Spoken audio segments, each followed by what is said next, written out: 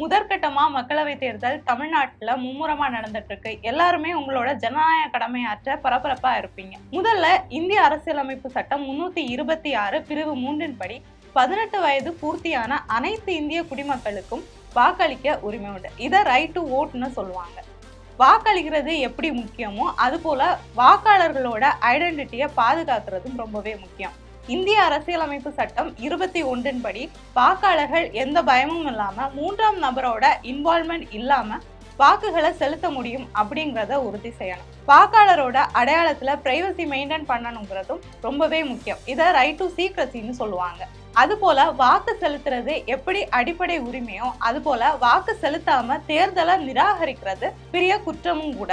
ஆனா சப்போஸ் உங்க தொகுதியில போட்டியிடுற வேட்பாளர்கள் மேல உங்களுக்கு ஒரு அதிருப்தி இருக்கு, அங்க கண்டஸ்ட் பண்ற எந்த வேட்பாளர்களுக்கும் நீங்க வாக்கு செலுத்த விரும்பல அப்படின்னா கூட உங்களுக்கு 2 ஆப்ஷன்ஸ் இருக்கு. முதல்ல 49O 1961 தேர்தல் விதிமுறைகளின் படி 49O அப்படின்னா நீங்க உங்களோட ஜனநாயக கடமையாற்ற வாக்குச்சாவடிக்கு வந்துட்டீங்க. பூத்துல கொடுக்கிற ஃபார்ம் 17A படி வாக்காளர் அடையாள அட்டை இல்ல ஏதாவது ஒரு ஐடி ப்ரூஃபை வெரிஃபை பண்ணிட்டீங்க.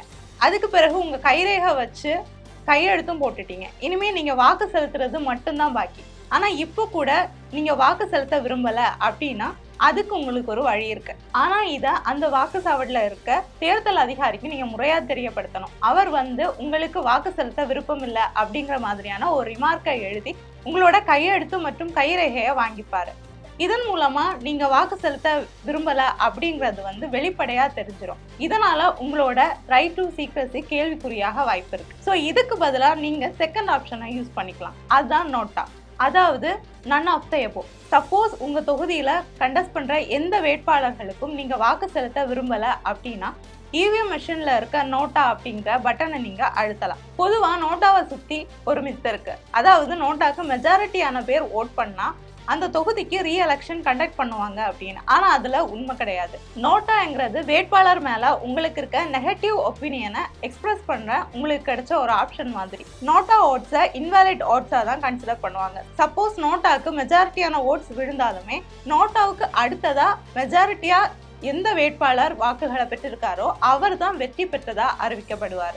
ஆனா அதே சமயம் இங்க நோட்டா வாக்காளர்களோட ஐடென்டிட்டி பாதுகாக்கப்படும்ங்கிறது ஒரு பிளஸா பார்க்கப்படுது. ஸோ இப்படி இந்திய ஜனநாயகத்துல உங்க அதிருப்திக்கு கூட ஒரு வேல்யூ இருக்கு. ஸோ எல்லாருமே மறக்காம கண்டிப்பா ஓட் போடுங்க.